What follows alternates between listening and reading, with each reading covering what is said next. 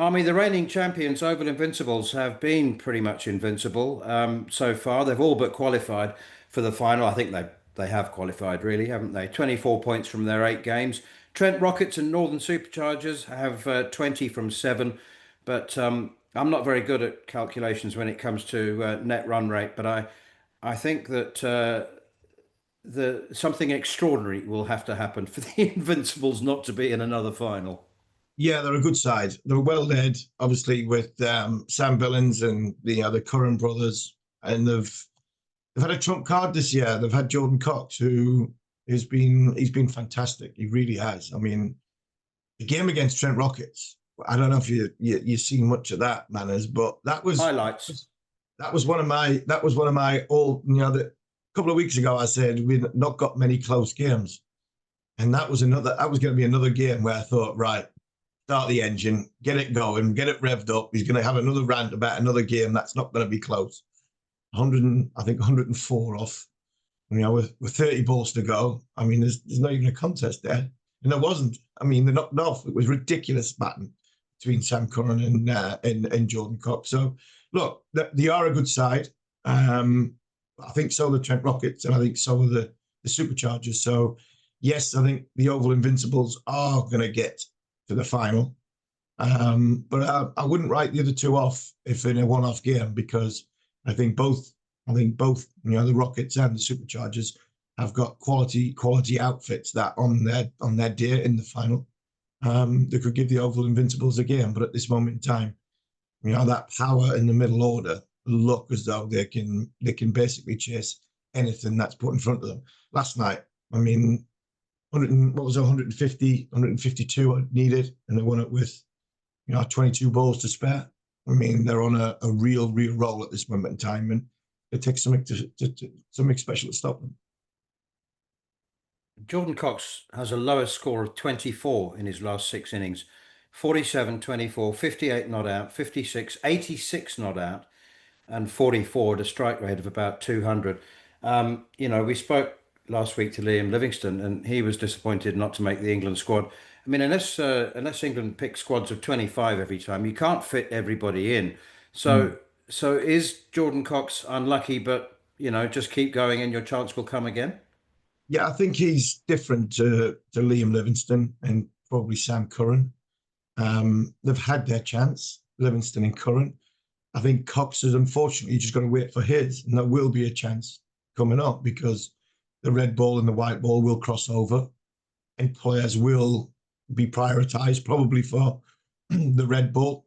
So if that's the case, Jordan will get not only a chance as a batter, he gets a chance as a batter keeper as well. So if anything happens to Jamie Smith, or if anything happens to one of the batters, I think he covers all bases. So I think Jordan Cox's trajectory and path is on the right way. It's going up, where I think Livingstone and Curran, who have had good tournaments, along with the likes of Bairstow and one or two others who have had their chance. Their trajectory's going the other way. So I think, unfortunately for Jordan, he's just got to bide his time. Whenever he got close to it and got into it, he got himself an injury. So he's in good form. I think he'll be in the Ashes squad. And I think obviously he gets his chance in the white ball stuff when the crossover as that spare batter at this moment in time. So he's just got to be patient. Do you think Sam Curran knows what his situation is? We spoke to Liam last week and he said he didn't know where he stood with England. I wonder whether Sam Curran does. And I also wonder whether the rest of the cricket following world, or England supporters anyway, ought to be told what the situation is with Sam Curran, or does that remain in-house? I genuinely don't know. Because, Sam continues to perform 27 off 13, which is very good in the 100 context. But his name just seems to have been dropped from all recognition. You've said a couple of times that you don't think he'll play again under the current regime, but you can't keep ignoring a player who's obviously in form and who's obviously quality, with everybody sort of thinking, why isn't he getting a look in? Yeah, unfortunately for little young Sam, the youngest Curran, I think he, under this regime, his race is possibly run, unless there's big injuries. I don't think they'll close the door on him. I don't think they'll close the door on anybody. But I think the problem that Sam Curran's got, is the role he wants to play and the role he plays in franchise tournaments. He can't play that for England because it's not there, unfortunately. And that's not me knocking Sam Curran. I think England will feel as though we've got better players in that role. The Sam bats, what is he bat? The top sort of, he bats 4, 5, 6 in that role. He bowls a bit, but he's not the frontline seam bowler. So he's playing as a batter who can bowl a little bit. And in that role, Harry Brook doesn't bowl, but Harry Brook bats number 4 or 5. You've got Josh Buttler in one-day cricket, best that we've ever produced, bats at number 5 in ODI cricket. And I think what they've done is they've prioritised the sort of fast-forward education and role in international cricket for Jacob Bethel. So I think that's where, unfortunately, Sam misses out. I don't think it's right, because I think he's a better player than some of the players that are in that one-day squad. And I look at somebody like Jamie Overton. It's different qualities. He's a big, tall, fast bowler that hits a deck. But I think if you offer me Sam Curran or Jamie Overton, I think I'd punt for Sam Curran, because in the big occasions, Sam turns up. That batting at number 8 is where England have utilised him in the past. And I'm not sure that's the role that suits Sam, or a role that he enjoys playing. I think Sam likes to be in the game. He likes to be at number 5, number 6, and he wants to be in as an all-rounder. But unfortunately, England don't use that role. They use that role at number 8. And he's had his chance at doing that. And England feel as though, unfortunately, what he does in franchise cricket, England don't have that role. And that's why, unfortunately, he's missing out, to the point of, should it be telling the world? Really? Not really. That should be kept in-house. I'd like to think Sam knows where he stands, and Liam Livingstone should know where they stand. And that could be kept in-house. But at the end of the day, you've got to perform. Has Liam Livingstone and Sam Curran performed for England when they've given their chance in the recent past, India, Pakistan, and beyond, before? Rob Key, Brendan McCullum, Harry Brook, Ben Stokes will say, and Josh Buttler will say, they probably didn't perform as well as we would like them to, as well as the team did as well, because the team weren't very good at that time as well. You mentioned Oval Invincibles trump card. I thought you were about to mention Donovan Ferreira, who is an illustration of just how profoundly South African cricket has changed, because he's been nowhere domestically. And well, obviously it's out of season in South Africa, but he's 24 not out off 9 balls. He's done a very, very dramatically spectacular job of the finisher role. He just seems to be able to hit it out of the ground, and he is now in the South African T20 squad. The ODI and the T20 squads have been announced. Just have a quick mention of any names that caught your eye. Keshav Maharaj, Marco Jansen, and David Miller, who weren't in the T20 squad in Australia. I think the South Africans are just about touching down at the moment. They all come back, so they've reverted to some experience there. Miller, of course, was involved in the 100 as well. Rassi Fernandez and George Linder, who recently played for the Trent Rockets, have been left out. In the one-day squad, Kagiso Rabada, well, I had coffee with him a couple of days ago, and he said that he would have been fine to play. But so they're exercising extreme caution with the great fast bowler. And these are the first squads from South Africa to be announced under a selection convener. They haven't had a selector other than the coach for the last 3 years. So that's interesting to me anyway. Any other of the South Africans that caught your eye? No, I've just seen that they've come with an experienced, especially the T20 squad. We've got the T20 World Cup around the corner. And the Jansen, Maharaj, Miller back in. That makes a lot of sense. I think England in that series you look at England's squad, we spoke about it last week, England are very, very strong. So that should be a really, really good series, that T20 series.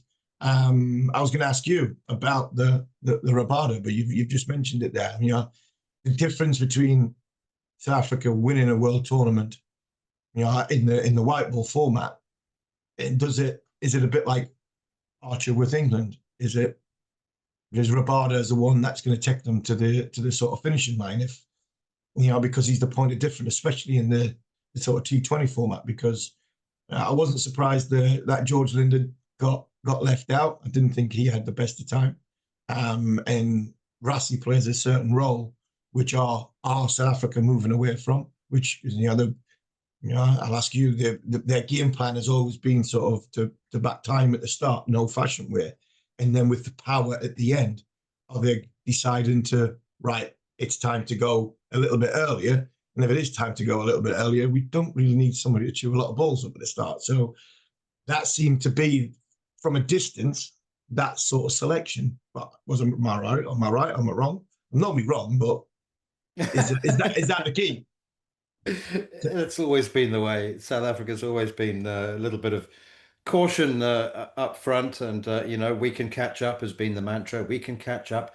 The other thing is that they don't have a Phil Salt. There aren't too many dynamic, explosive openers at the top of the T20 game. But I do think that they're trying to move away from that. The head coach Shukri Conrad has been in charge of selection since he was in charge of the Test team and now all formats.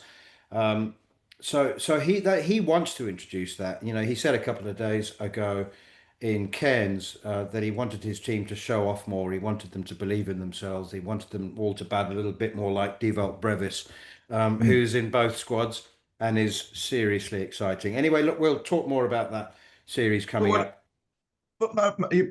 Just go on the selection convener because that's big for South Africa, isn't it? Because you said they haven't had one for a long, long time. England, England have got a sort of selection panel, i.e., they've got Rob Key, Luke Wright, and then the captains and the coach basically. But why have South Africa gone down this road? Is it because we've got one coach for all formats and he needs a bit of help, or is it like what sometimes South Africa do and Pakistan do and the West Indies do, kick themselves in the foot when they decide when things are going well for them, they decide to change some things because it seems as though South African cricket's going on the up, and it should be Conrad going to be happy with somebody coming in and sort of helping him pick the squads, or is it important because of the amount of cricket being played and you've only got one coach? Offering Shukri Conrad help in selecting a team, Harmy, would be like offering you help with a plate of fish and chips. Um, he does not. Just giving me He one does, fork. he does not need help. He does not want help. He said a couple of months ago when it was mooted that a selection convener would be appointed, he said that he was unhappy with that. He said cricket has never been a democracy, and what's wrong with me doing it?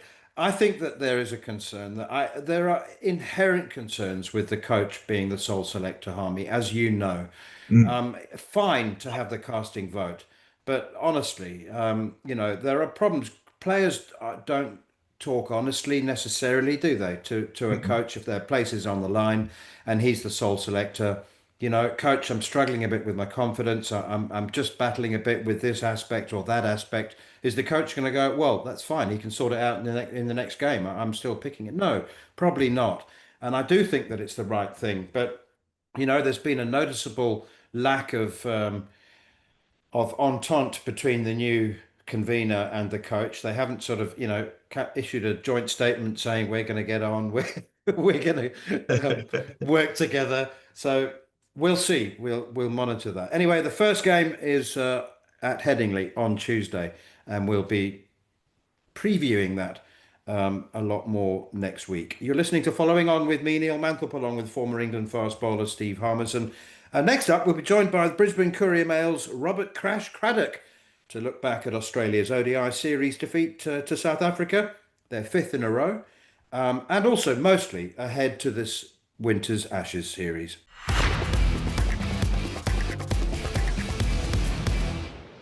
Right, we're joined as promised by Robert Crash Craddock. It seemed like a wasted opportunity, seeing as I am staying with him for the next couple of days before I head home. A wasted opportunity not to make use of him. Harmy, you're going to ask most of the questions because Crash and I have discussed them over 9 holes at Nudgee Golf Club this morning. So we teed up many of these questions.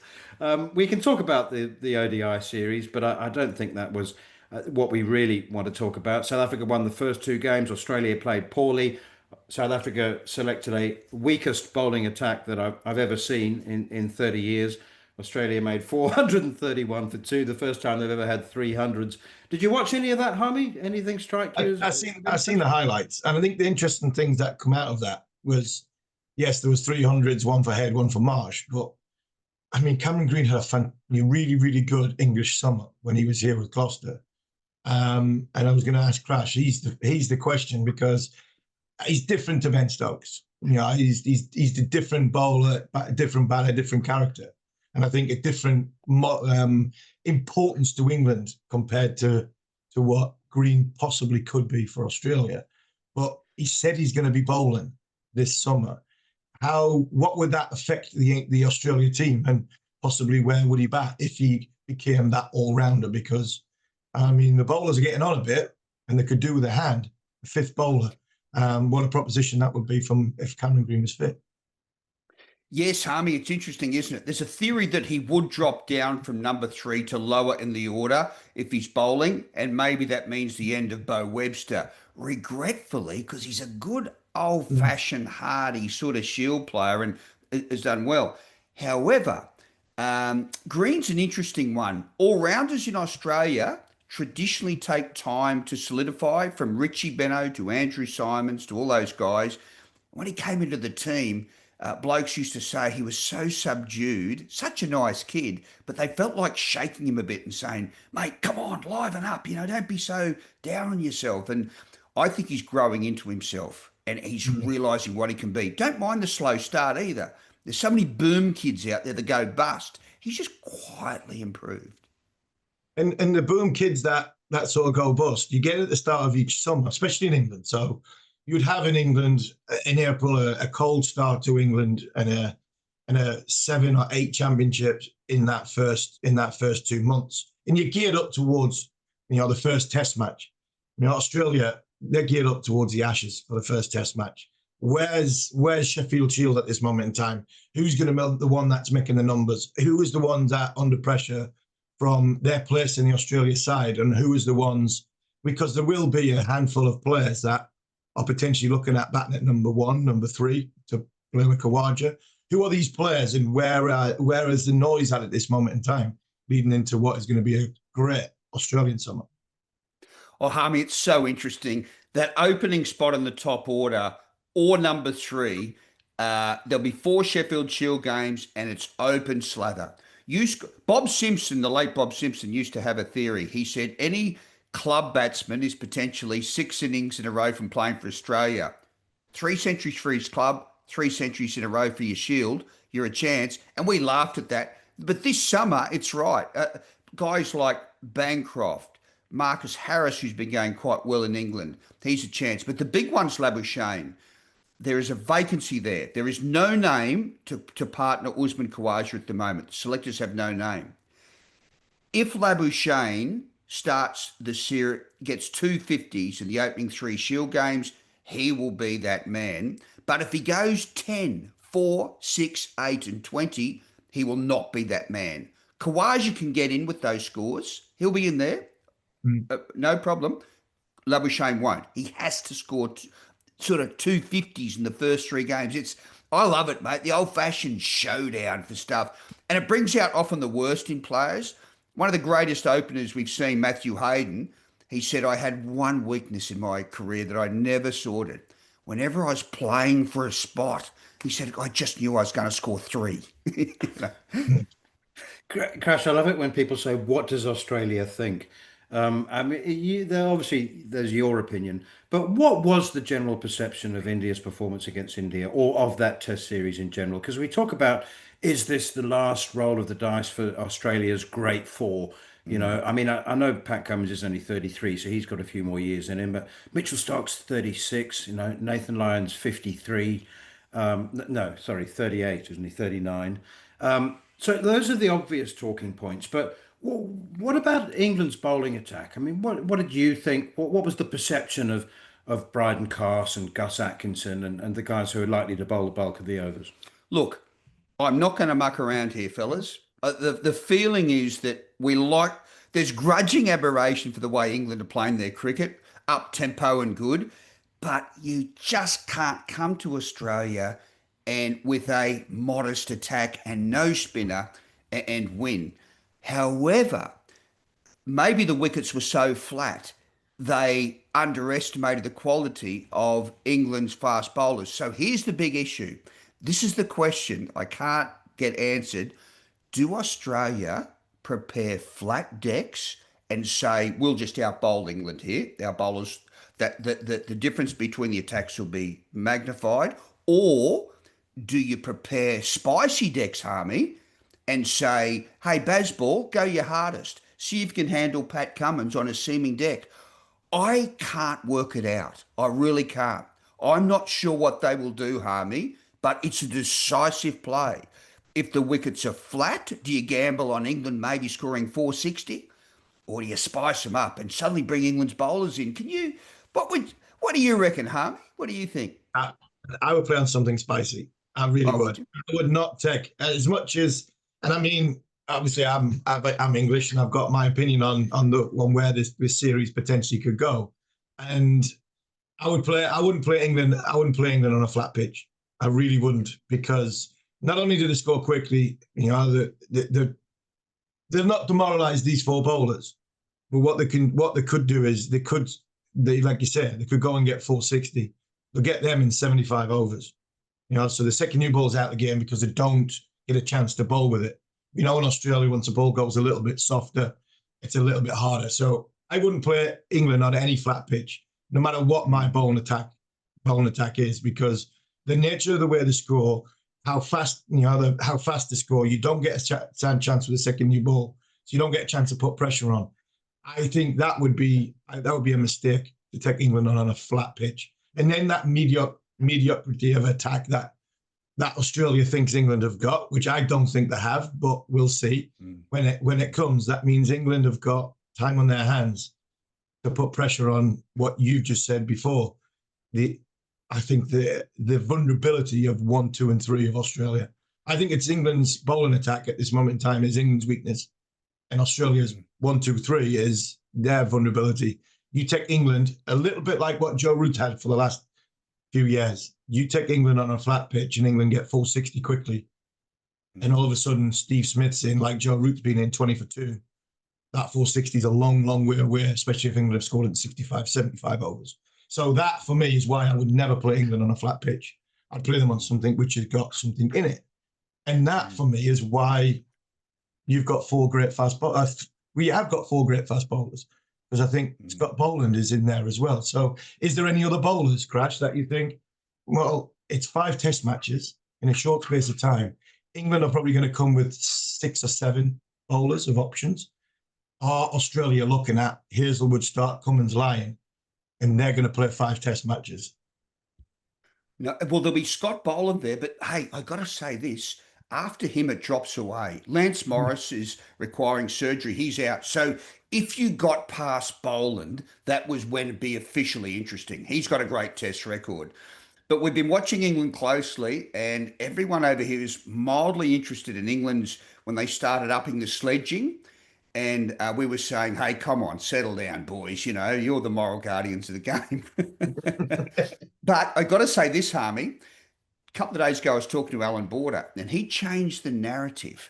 He said, look, when I was watching it, it brought me so back many memories, because India had a habit of getting under my skin. And he said, I could see it was happening to England. He said, no one blames them for it. He said, but just little pot stirring remarks. He said, it used to set me off. And he said, I saw it in the Englishmen, just little remarks from the Indians. He said, they can set you up, Yeah, and that's something else I was going to sort of push you on, because I look at the Australia side, and I know we've seen the sort of documentaries and the fly in the wall stuff. They're nice guys. I mean, Cummins, Stark, Hazelwood. I mean, Lyon's got a little bit of showing his teeth, so he doesn't mind getting a little bit feisty. Steve Smith's a really nice guy. Labuschagne likes to sort of have a little bit now and again. Kawaja's a really nice guy. Are Australia going to be too nice? Have they got the teeth to sort of go at what England have got? Ben Duckett getting in your face. I mean, Ben Stokes, if he's bowling, he's not going to hold back. I mean, Joffre doesn't need to say anything if he's bowling rockets. So, I mean, are Australia too nice, Crash? Hey, Harmy, can I tell you, I've been doing this job for 40 years, and that's the first time someone's asked me that question. I've almost falling off my chair here. But you know what? Look, it's a legitimate question because one of the worst things a sportsman can do is play beyond the bounds of your personality. Exactly. And they're not natural sledges. Since David Warner retired from the team, there is no voice in the field. Not even remember that Andrew Simons used to do, Yeah. or Matthew Hayden, and those guys. There's not a natural sniping voice. So, and also since Sandpaper Gate, I've got to say it, Yeah. there's been subtle pressure to lift your game and be a better team. But you're right. Wouldn't it be classic if, there's stories on this ruthless English sledging of these poor defenceless Aussies? Hey, there we are getting carried away. It would, but I look, you mentioned two guys there who I played against, and two great men. I mean, they were nice guys, but when on the field in Simons and Hayden, you knew where you stood with them. And I think Labuschagne's got a bit of that in him, but Labuschagne's at 5'10" and he's about 8.5 stone wet through. I mean, both Simo and both Roy and Haydos, 6'5", and if they stood next to you, if you were thinking about going back at them, then you have to think again. But that's what I mean. Is there enough teeth shown? And you're 100% right. You don't want somebody to go out of their natured way if they're not used to that. But I look at someone like mentioned Labuschagne. If he is the one that potentially has a go back, I mean, you're not starting with a sort of at a high bar, because you've got to have back-to-back hundreds. You've got to be at it both with the bat and with your game, as well as having something to say. If he starts coming sledging first game in Perth, you're going to be looking at him going, "Hold on, you weren't even in the team last week." So what have you got to say for yourself? These are little in-game things that potentially could tip the balance, because I think this series is on a knife edge. I think if England come with their full attack, England have got a chance. If England come with Ben Stokes, they've got a chance. If England come without Ben Stokes, they've got no chance. But these are the little things that might just change sessions in a what would be an evenly contested series. It's funny you mentioned that sledging, right? Marnus is sort of a golly gosh sort of guy, like, hey, have a bit of a, it's real sort of schoolyard banter. Whereas Hayden had that, that twist the knife. Like when Graham Smith first walked to the wicket and he had these giant pads, and he just said to him, "Mate, seriously, from one of his first test innings, have a look at you. You are an embarrassment."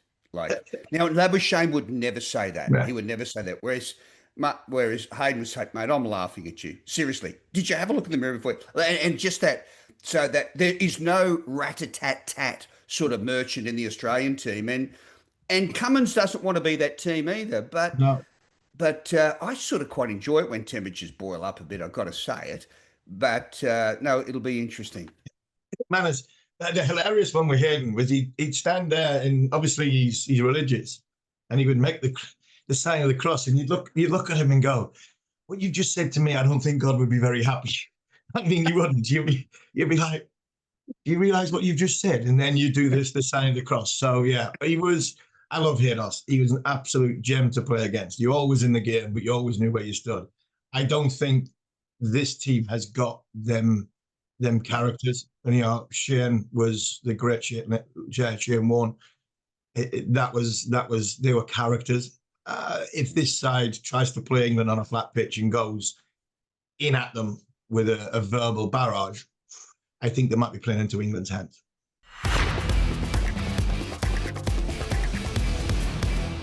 As promised at the top of the show, we're joined by Chris Liddle, London Spirit head coach. Chris, is it just Harmy's imagination, or have the women worked out the 100 a lot better than the men? Harmy's convinced that the women have have figured it out. I mean, it's been brilliant for women's cricket, the 100, hasn't it? Absolutely brilliant. Is it because the men play too much T20? I mean, there shouldn't fundamentally be that much difference, but gee, there have been some one-sided games in the men's tournament. Yeah, I think it's an interesting one, isn't it? Because I think it's more not so much more tactical, but there's restrictions in the women's game with only having 4 out. So you've got to be, I suppose, a bit more street smart in how you want to approach the game. Our views are trying to play a game a certain way that allows us to control what we're doing rather than just being really ultra attacking. And then, I suppose to win a game, you've got to flirt with recklessness a little bit, but it's about doing it at the right time. I think the girls have approached it really well. They've really bought into the roles that they want to play and supported the player around them. We speak a lot around doing your job and not worrying about other people's jobs and just doing your job to the best of your ability and what's been outlined in terms of role. And then from that, it can feed into other people doing their roles clearly as well. So, yeah, I think the men's game, watching it, it's ultra aggressive, isn't it? It's all about bowling as quick as you can and hitting it as far as you can at times. And sometimes the wickets haven't allowed that because, there's been a lot of cricket in England this summer. The weather's been unbelievable. In terms of we've had hardly any rain. I don't think we've had a game affected in the 100 so far due to rain. So that obviously takes its toll on how well the wickets can play, I suppose, and how you want to play. So maybe we've just adapted a little bit better to wickets, I suppose, than what the men might have had because they want to play a certain way. Yeah, I mean, I've loved the brilliance of the men's game. I really have. The individual brilliance has been fantastic. And it has with a bat, with a ball, and in pockets of games have been really, really good, high quality. But when I'm watching 100 ball games and teams getting bowled out, and then 100 ball games and teams winning by 50 balls, I don't think they have worked it out. But the contest between the women's game, they're going down to the wire, and not only are they going down to the wire, you seem as though you're getting more. Where in the past, in the last few years, you seem as though the crowds have come in, a little sparsely at the start for the women's game, and then they're all coming in for the men's game. But it was 16,000 at the Oval yesterday? I mean, for the women's game, that must have been amazing for the women to play in. And I think that's a sign that people are actually enjoying the women's game more than the men's because there's more of a contest. Yeah, true. The games have been a lot closer. They've been nil, but we've had 2 nail-biting games that have gone down to the last couple of balls. Like you say, like the crowds that have been coming in at Lords and the crowd that was in yesterday at the Oval, you could really buzz off the atmosphere and stuff, which was superb.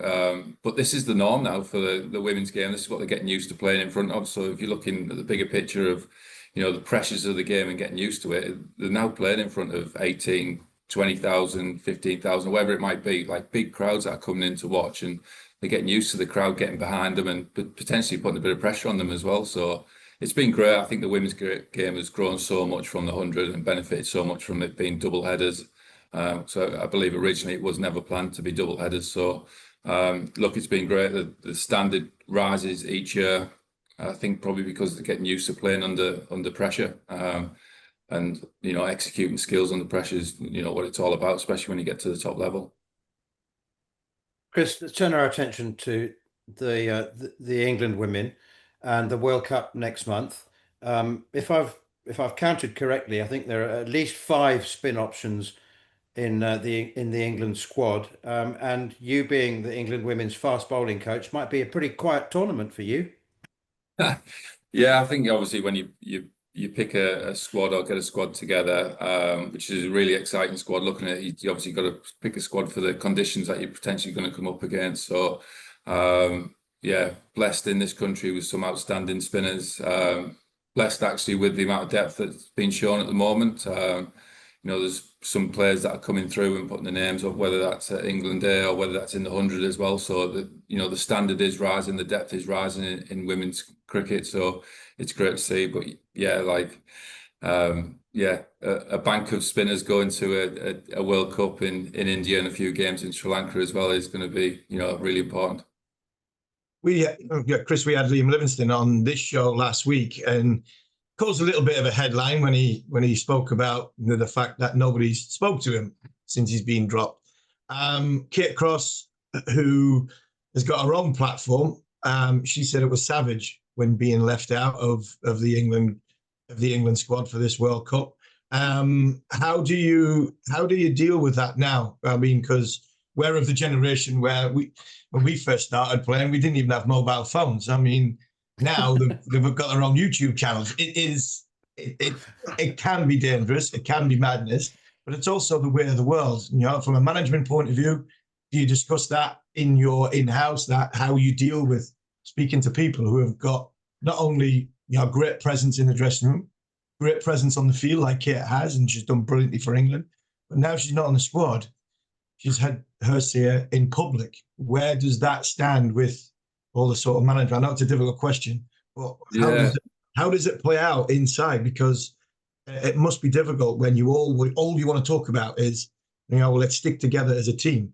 And unfortunately, you know, it's being aired in public. Yeah, it's a tough one, isn't it? When you pick a squad of 15 to go to a World Cup, and you obviously got to get the balance right with the conditions that are going to come up against. I think, you know, Crossie's doing really well in terms of the 100 and how she's performed. I think there's never I suppose I'm not involved with the selection side of things, and it was for the selectors and Lottie to go down the route of how they want to best put a squad together to go and attack the World Cup. It's never easy. Crossie's been a performer for a long time, and she's got a fantastic record behind her. So it's, you know, you feel for any player that misses out on the chance to go to a World Cup, and especially when they come around every sort of 4 years and stuff. So look, it's not easy. Crossie's gone back and been a professional, model professional in terms of how she's gone about, you know, performance at the Superchargers and led an attack there. I seen Crossie actually just before the World Cup was announced, the squads and stuff, and you know, she was going really well, and she still is going well. So yeah, I think Crossie handled it, you know, well in terms of her performance and stuff. Obviously, it's a media platform and stuff like that. Look, it's sort of the modern world these days. Everyone's got a lot of respect for Crossie, a lot of respect for what she's done in the game, and it's always tough when you miss out on a World Cup selection. Australia are perennial favourites for every world tournament in the women's game, and they are once again pretty strong favourites, with India installed as very strong second favourites. England amongst, you know, 4 or 5 other teams who are seen as, well, outsiders might be a bit strong, but is that fair enough? Are Australia and India that far ahead in Indian conditions?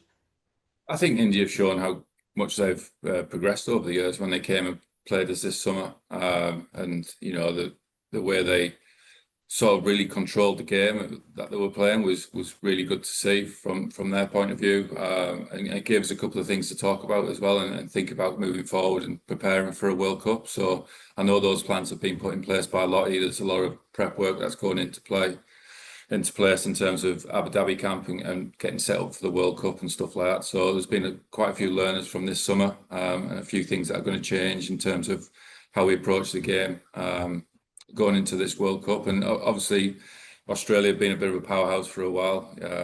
They've got a good depth of player, a lot of experience in the team as well, which is always key in major tournaments and stuff like that. So I certainly think they'll be certainly up there.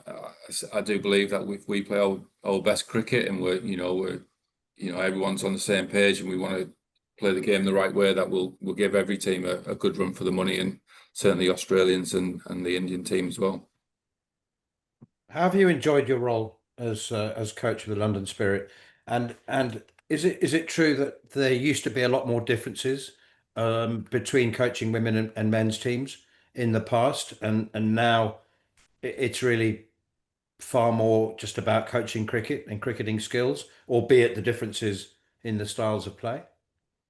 Yeah, I've loved it. So I've been working in the women's game for 2 years in November with England, and previously I was working with Northants as their bowling coach, but doing the London Spirit women stuff when the 100 kicked off. So this is my 4th year with London Spirit now, 1st year as head coach. The game is developing all the time. The players are getting quicker, stronger, hitting the ball further, being able to bowl quicker.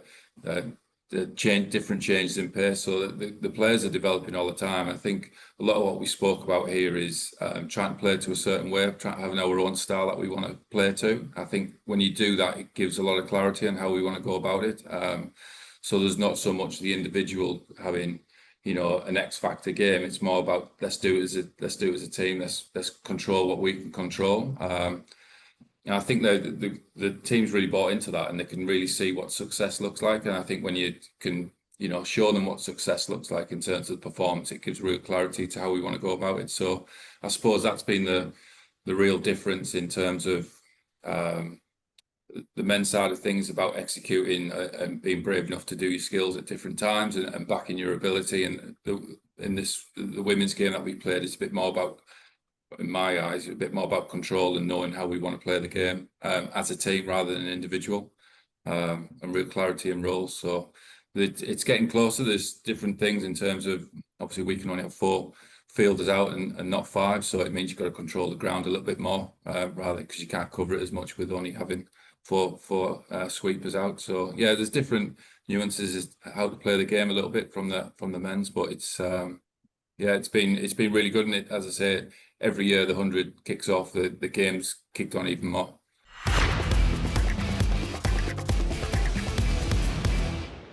Let's just back up very quickly on our conversation with Chris Harmy, looking at that England women's squad. Kate Cross, obviously the big casualty, if that's right. Any other, I mean, as I said, 5 spinning options, which is a luxury that they may well be grateful for in India. But any other names or selections, any unlucky stories or well done stories that caught your eye? Yeah, I think, you had to bring, I thought, look, Kate Cross is the biggest name. It stands out.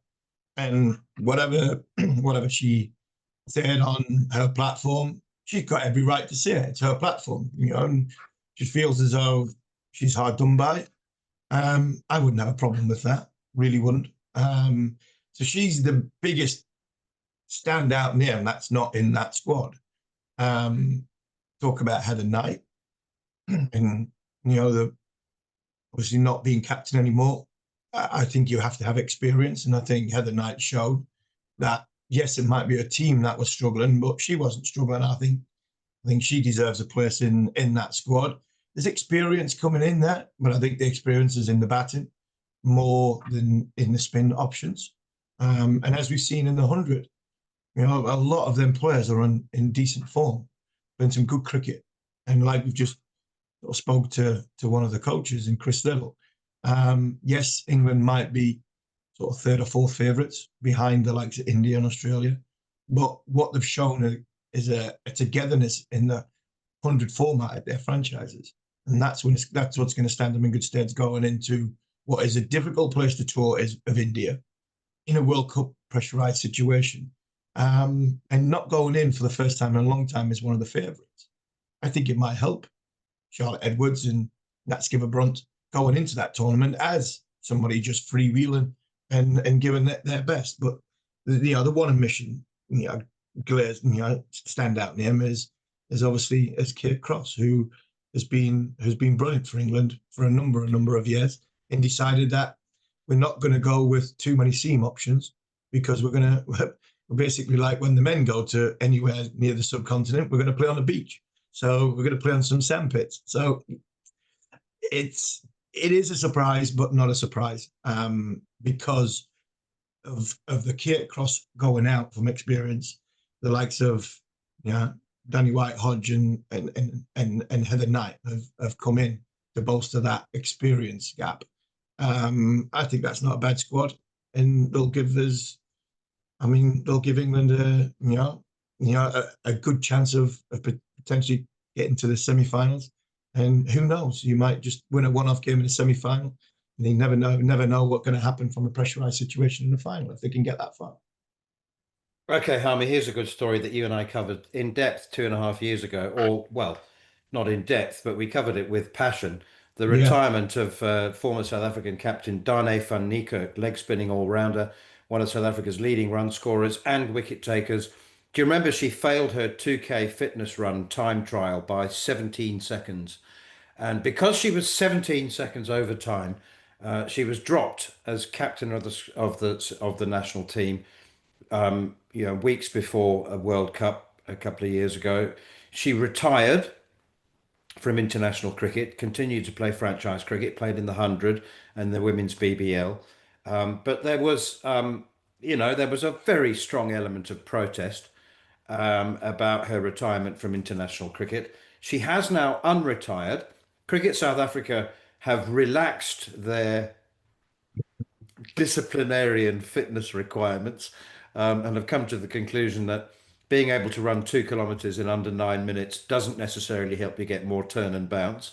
And before we get your comment, let's just hear what Dane had to say about it herself.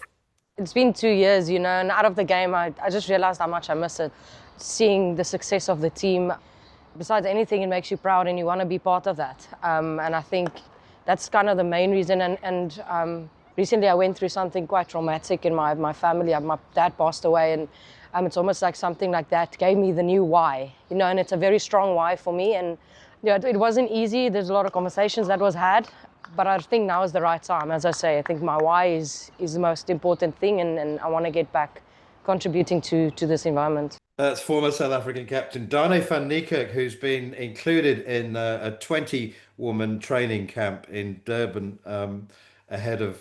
So she's not guaranteed to be straight back into the team, but she's a very, very fine cricketer. And I know you spent some time with her, didn't you? I think you coincided at a couple of functions 3 or 4 years ago. She hasn't played international cricket for 4 years, so she'll have to prove herself. But at least she won't have to worry about her 2K time trial.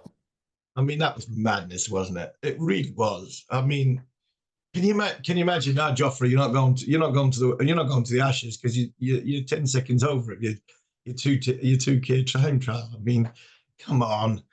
I mean, there are things that you look at and think in the world, this is just stupidity, especially with talent.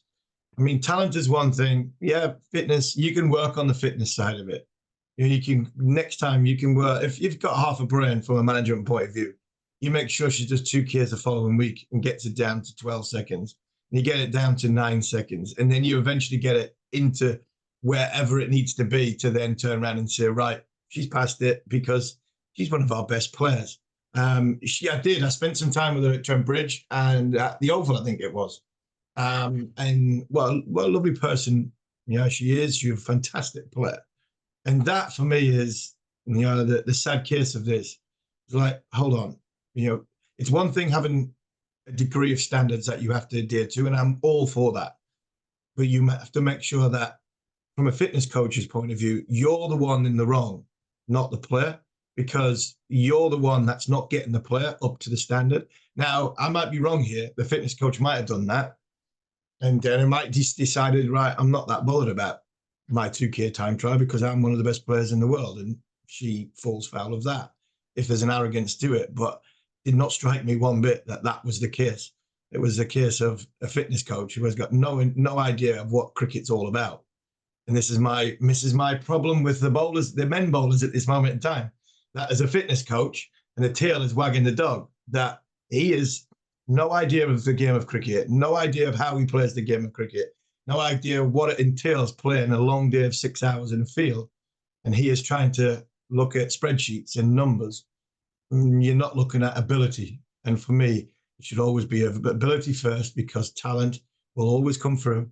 And then you work on the fitness side after that and make sure that you're doing your job properly and getting them fit. They'll worry about the talent. I'm not advocating the abolition of the 2K time trial. I just think that the target should be a benchmark, for goodness sake. If you're close to it and you're fit enough to bowl and bat, then that'll do. Manners, we used to have the bleep test, and you used to have to get 12. You have to get 12.4. And I'd watch Alistair Cook run it off he would get to 18, 19 and run it off the chart. And people would always say to me, you do the bleep test yet? How far do you get? 12.4. It's like, do you not get past 12.4? No. He told me how to get 12.4, so I've got it. What's the point of going beyond it? I'm just wasting time. I really am. Does anybody going to stand there and look at me? I've run 15 on the bleep test. No, he tells me to run 12.4. I'll run 12.4. That was it. Bang. I just didn't see it was, like you said, it was a gauge. It was the where you need to be. And you work players to get to that point. You don't banish players if they don't get to that point. You help them from that point. And unfortunately, in this situation, I think she's lost 2 years of her career because somebody's tried to show some power inside a small little circle of management team, and I'll get you fit. Well, no, you haven't, because you've stopped one of the best players in the world playing for 2.5 years. I'd like to know where that fitness coach is now. I bet he's not working with South Africa. No, he isn't. The other story that caught my eye is Leicestershire going on a signing spree, not quite on the level of Nottingham Forest, but they've signed Josh Davey, Johnny Tattersall, Steve Eskenazi, which I think is a really big signing, and Ben Green. So they're preparing for life in Division One, and I think that's all great, and I'm sure Leicestershire fans are very excited about the strengthened squad. But I can't help, there's another side of me, Harmy, that sort of thinks, how does the current squad feel? Like, hang on, coach. We smashed it this year. We've absolutely smashed it. We're being promoted with trumpets playing and ticker tape parade in Leicester, and now you're going and signing a whole bunch of new players. And where are they getting the money from? Yeah, that was always the thing. Where's the money coming from? So that sale of the 100 is going down well in Leicester. I tell you, it's going down well in Leicester. So, but I think if you look at the players, Ben Green played for them, and one of the reasons, not one of he's been a contributing factor to where Leicester have been. He's had a decent time when he's been at Leicester. The Eskenazi one is that to bolster the one-day cricket. Alfonso Thomas and James Taylor might be thinking, right, we're going into the first division. We've got a championship team. We now need to make sure we've got, all bases covered in white ball cricket, because Leicester have always been a powerhouse in white ball cricket, less so in red ball cricket. I wonder if the Eskenazi one is that. Tattersall, is he coming in as a backup wicketkeeper? Don't know. I think he was on a good contract at Yorkshire. He didn't play as much in the last couple of years for Yorkshire. So, and the Davey one, yeah, he's a handy cricketer. So I think they've bolstered more their white ball unit than they have their red ball unit. And I just wonder if the powers that be at Leicester have decided, right, we're going to be stretched thin next year against the big boys. We want to make sure that when we go into white ball cricket, we've got a team that hopefully can sort of stay at the level, and we're not putting too much pressure on a pressurized situation in the team on the red ball side of it, and that have a knock-on effect. So I just wonder if these are more white ball signings to hopefully they can have a good crack at red and white ball cricket next year. We're out of time as usual, but 30 seconds. Keith Barker returning to Warwickshire on a 1-year deal. He'll be 39 next summer. I love that. I think age doesn't matter. You just keep signing 1-year deals. That's fine, and I think he could do a tremendous job. Chiteshwar Pujara as well, that renowned T20 blaster, has retired from all Indian cricket, which to me means that he's got an eye on playing in other leagues, T20 leagues. You can't play, unless you've retired from Indian cricket, you can't play elsewhere. So I don't know who might be signing him, but over 7,000 runs in 103 tests at over 43.5. He was a fabulous test match cricketer, great absorber of pressure. Maybe he wants to reinvent himself as a T20 cricket. So there you go, 30 seconds on Barker and Pujara. Yeah, good one for Keith Barker, going back to where he's from. And I think there's a coaching element in there. I think he's got a coaching school or clinic away from obviously professional cricket. And Pudgy, I've spent a bit of time with him this summer, working on Indian TV. I've worked quite a lot with Pujara. He's a great man. He really is. During the last World Cup in India, I spent a lot of time with him in the studio. For somebody who's very, very quiet, he's got a dry sense of humour. He's a good man. And I mean, what a career. What I would not like to bowl to him. I mean, can you imagine getting Rahul Dravid and Cheteshwar Pujara at either end? I mean, that would be the longest day of your life as a fast bowler, especially in India. But look, is he going to go and play somewhere else? Or Sussex, who he played for, potentially. Ifs, buts, maybes. There's a lot of speculation on that one. Is he destined for the media? Because having worked with him over the course of the last year on sort of TV across in India and in England before playing at lunchtimes, he's very good. He says good things. He's got a point to make. Makes it very, very well. He's close to the dressing room, close to the game. I just wonder if he's given up all formats of cricket to potentially go and sit in a studio and be. I think he's got a better personality than Nasser Hussain and Michael Atherton. So is he going to be Star Sports or Jio Star Sports version of Michael Atherton or Nasser Hussain? What a horrible thought. But good on you, Pujara. He was a fantastic player and one I think in that sort of 4 or 5 man middle order of Rahane, Pujara, Kohli, going down to Dhoni. That was a strong Indian batting lineup, and he's the last of them left. I think that's them all done. So what a fantastic career Pujara's had.